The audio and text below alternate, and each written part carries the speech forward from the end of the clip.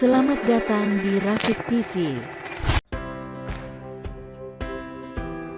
Kali ini saya akan membahas kesalahan-kesalahan yang sering terjadi dalam penulisan karya ilmiah seperti skripsi, tesis maupun disertasi, bahkan juga di laporan-laporan karya akhir.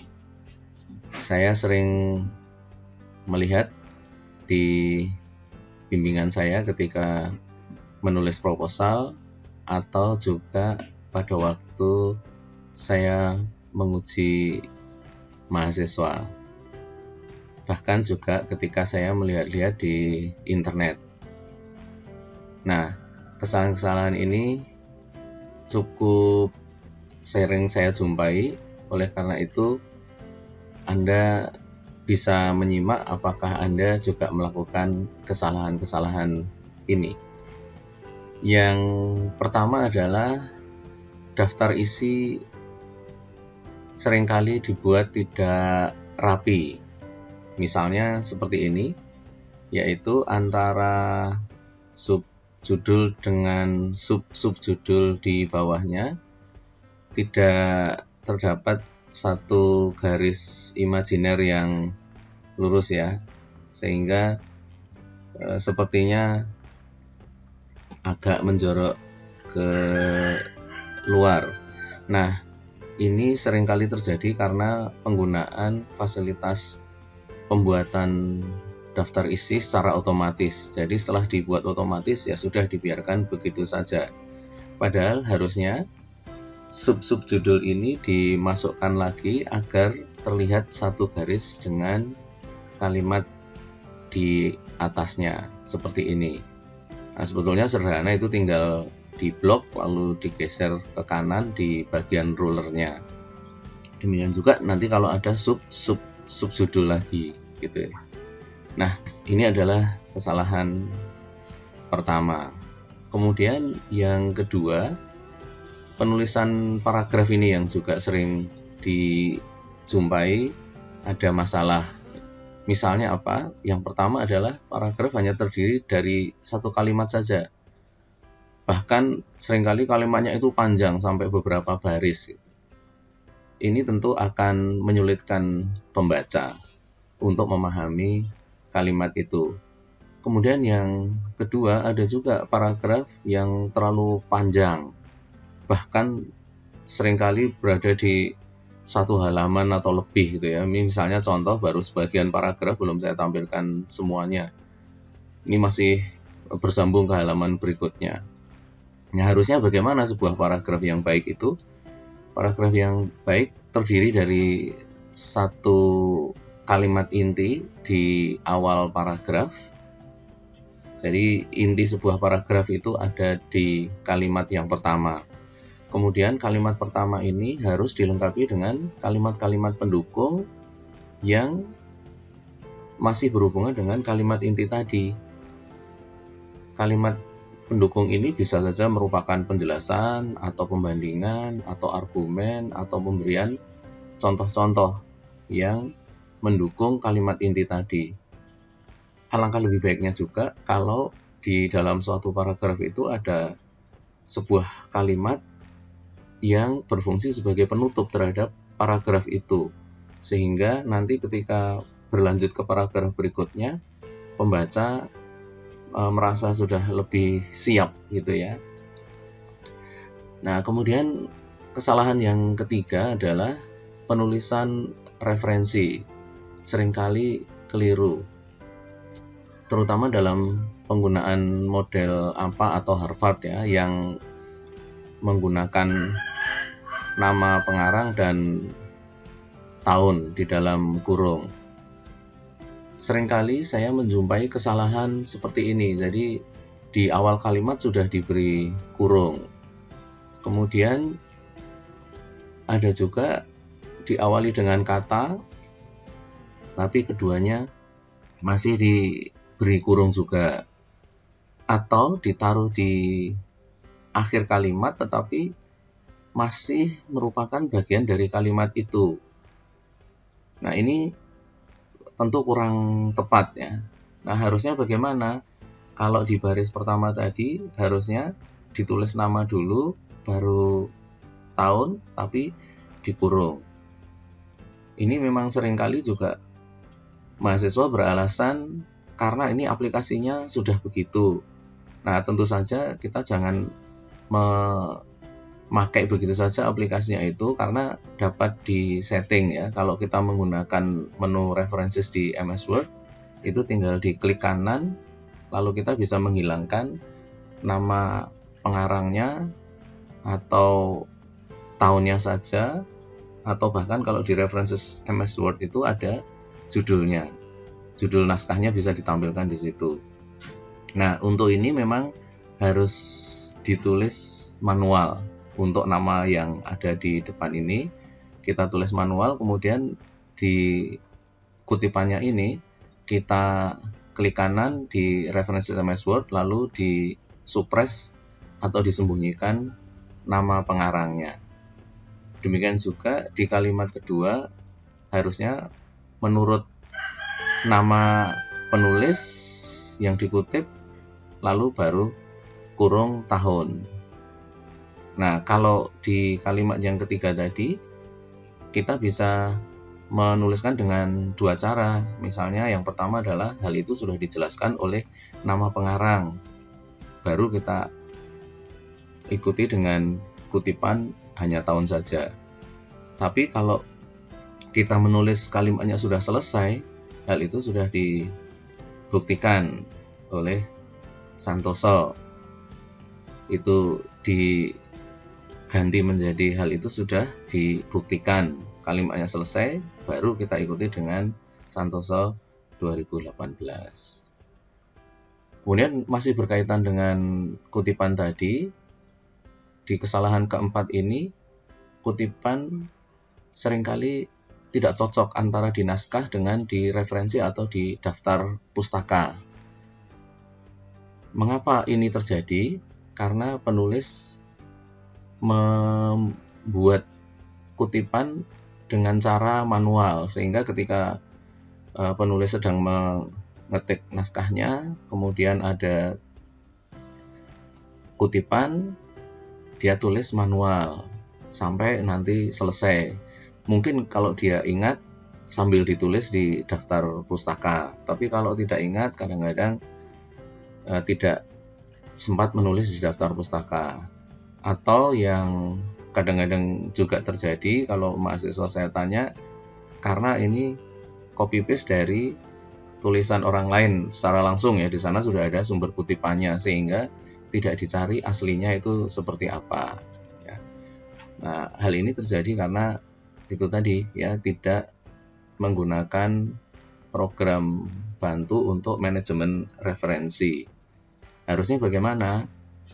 Ya, kita bisa menggunakan beberapa aplikasi yang tersedia, misalnya ada EndNote, ada Mendeley, ada Zotero, atau bahkan menu references di MS Word. Atau kalau Anda menggunakan program pengolah kata yang lain, bisa saja di dalam program itu sudah ada. Nah, kalau di MS Word sudah ada menu references, kemudian nanti ada manage sources untuk menyimpan berbagai sumber referensi, lalu kita nanti tinggal memilih menu insert citation ketika memasukkan kutipan. Jadi sudah lebih mudah dan pasti cocok antara di dalam dengan di daftar pustaka. Nah, nanti daftar pustakanya dibuat dengan mengklik menu bibliografi. Itu adalah kesalahan yang berkaitan dengan kecocokan antara kutipan di dalam naskah dan di daftar isi. Kemudian kesalahan kelima, itu masih berkaitan juga dengan daftar pustaka, adalah seringkali daftar pustaka ini ditulis tidak konsisten ya. Misalnya yang sering terjadi adalah judul naskah yang dikutip itu ditulis dengan huruf kapital, tapi yang lain-lain tidak.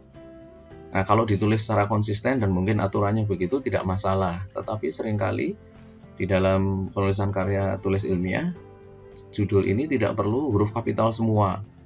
Ini terjadi karena penulis menggunakan, biasanya nih ya, penulis menggunakan satu aplikasi manajemen referensi tertentu, misalnya Mendeley. Ketika kita menginput secara otomatis juga sumber pustakanya, itu kadang-kadang dari aslinya juga sudah huruf kapital, sehingga di Mendeley langsung di input seperti itu. Nah, kalau ingin mengubah dengan cepat, di MS Word itu ada ikonnya ya. Jadi ketika kita berada di Mendeley, judul yang huruf kapital semua tadi, di copy saja ke MS Word, lalu di blok, kemudian di sebelah menu memilih huruf atau font, ada icon seperti ini, kita tinggal pilih capitalize each word.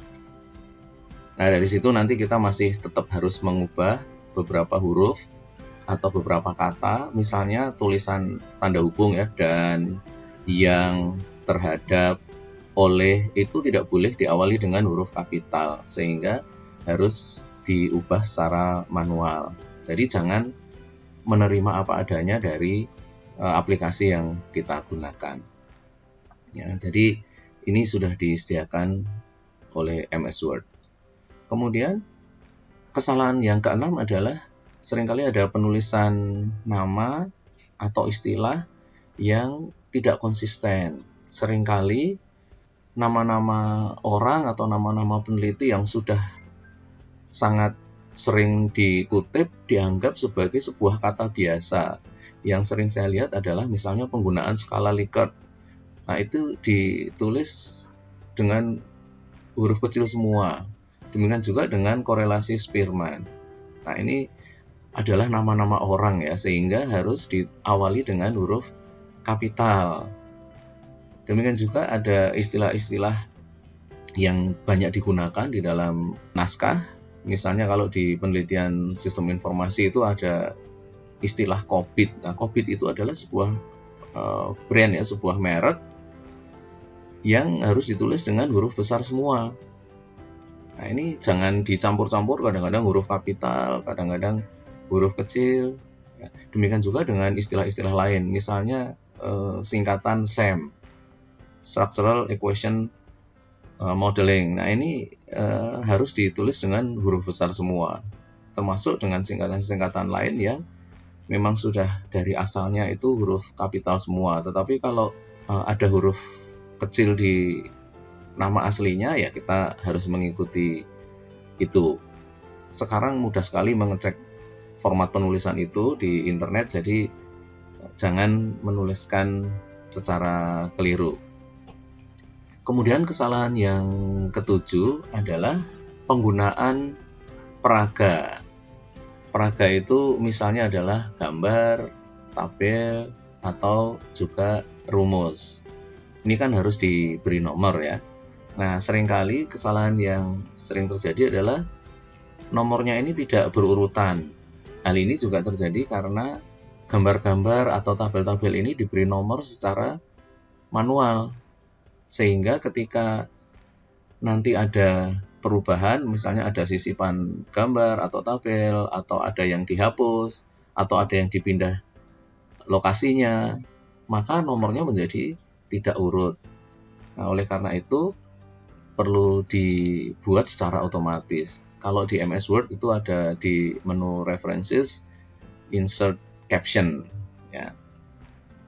Kesalahan yang lain juga di dalam penggunaan peraga ini adalah peraganya ditampilkan di dalam naskah ya, ada gambarnya di situ, ada gambar model, ada gambar struktur, atau ada gambar apa, tetapi tidak dibahas sama sekali di dalam naskah. Nah, kalau tidak dibahas ini lebih baik dihapus saja ya, atau harusnya dibahas sehingga pembaca bisa mengacu antara gambar dengan tulisan ya. Ini nanti di MS Word ada di menu references yang dekat dengan menu kutipan, ada insert citation, kemudian nanti ada insert caption juga di sebelahnya, gitu ya. Lalu kesalahan nomor 8 adalah sudah mengacu pada peraga tetapi bukan mengacu kepada nomornya, melainkan kepada lokasi. Misalnya begini, ini yang sering terjadi ya. Hasil analisis dapat dilihat pada tabel di atas atau tabel di bawah ini, gitu. Jadi ini tentu tidak tepat. Bahkan kadang-kadang sudah diberi nomor ya, tabel 42 di bawah ini. Ada juga yang sering menuliskan di bawah atau di atas, D-nya disambung. Ini juga merupakan satu kesalahan ya, karena atas dan bawah itu adalah merupakan lokasi. Ini salah satu kesalahan lagi. Jadi di sini kalau kita mengacu kepada sebuah peraga, baik tabel, gambar maupun rumus, harus ditulis dengan huruf kapital, sehingga menjadi seperti ini. Hasil analisis dapat dilihat pada tabel 42.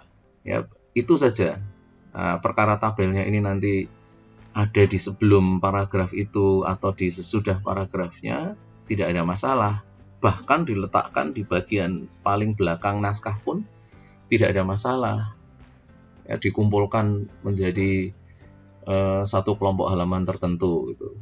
Sehingga naskah tetap bisa ditulis secara berurutan dan tidak perlu ada baris kosong terlalu banyak. Atau kadang-kadang tabel itu dipaksakan di bawah sebuah paragraf sehingga terputus menyambung ke halaman berikutnya, padahal tabelnya tidak begitu panjang. Nah, oleh karena itu tabel harus berada di satu halaman sendiri, sedangkan paragraf sebelumnya bisa saja harusnya terletak di bawah tabel tersebut. Jadi peraga boleh saja tidak harus berada tepat di bawah paragraf yang membahas.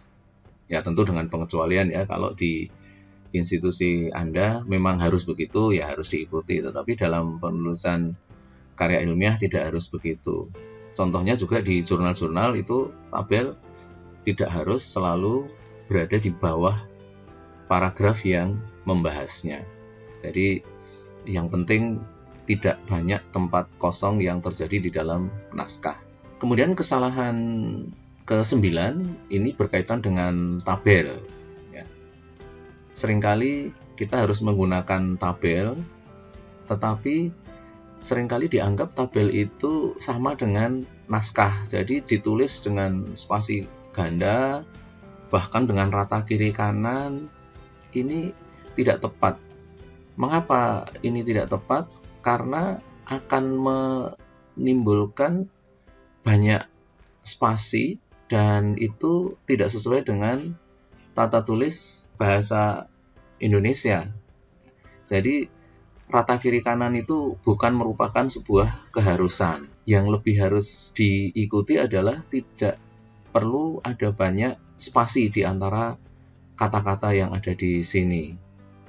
Nah, bagaimana solusinya? Tabel ini dibuat satu spasi saja, karena tabel itu adalah alat peraga, bukan merupakan naskah. Ya.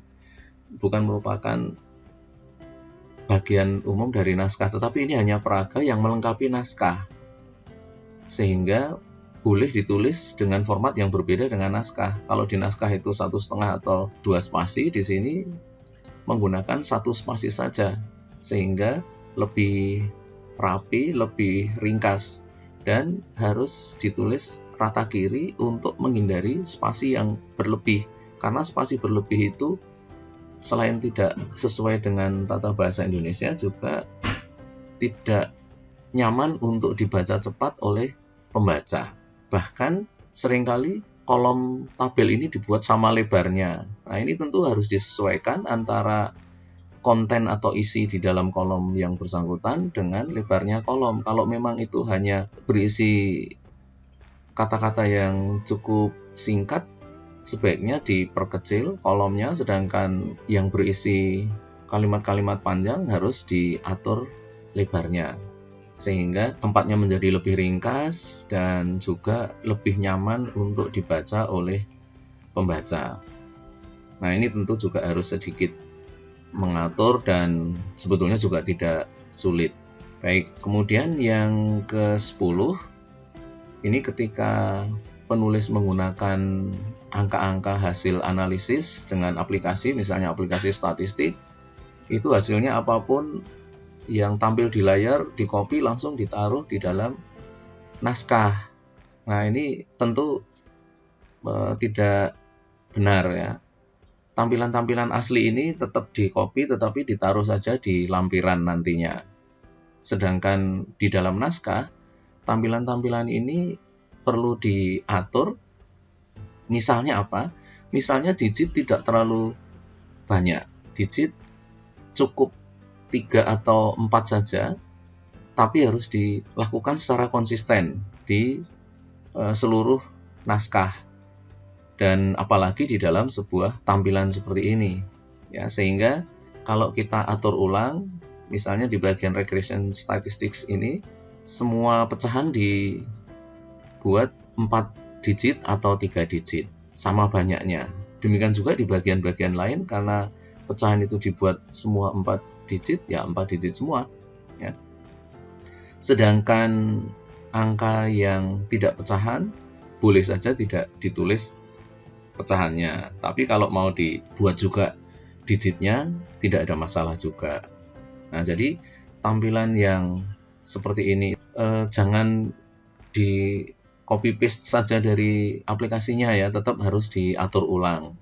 Bahkan sebetulnya beberapa aplikasi, beberapa peraga yang bagian dari peraga yang tidak diperlukan boleh tidak ditampilkan. Kalau katakanlah di bagian ANOVA ini kolom-kolom yang ada di tengah ini tidak perlu dibahas, maka kita cukup menunjukkan nilai F dan nilai signifikansinya saja. Ya, kalau tidak dibahas, tapi kalau memang mau dibahas, baru ditampilkan.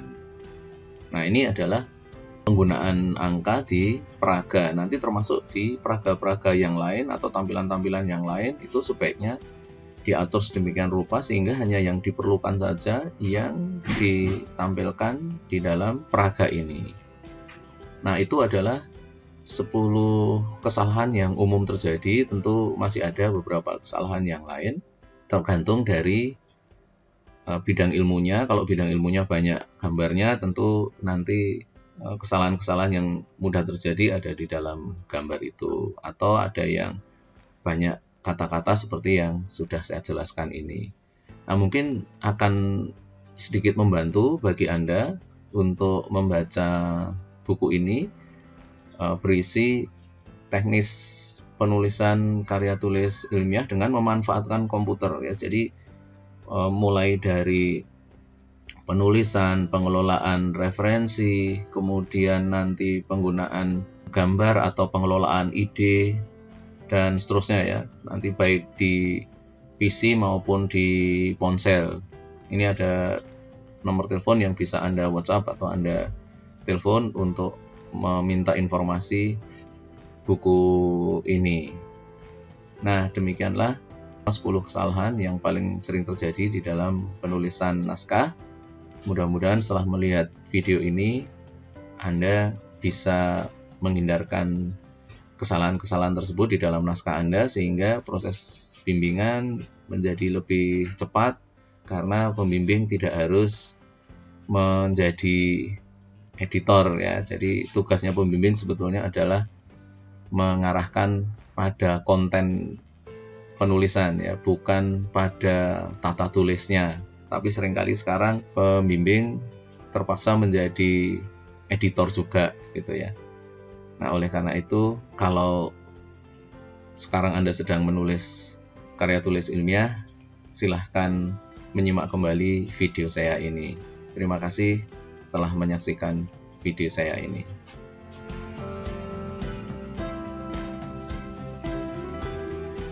Sampai jumpa.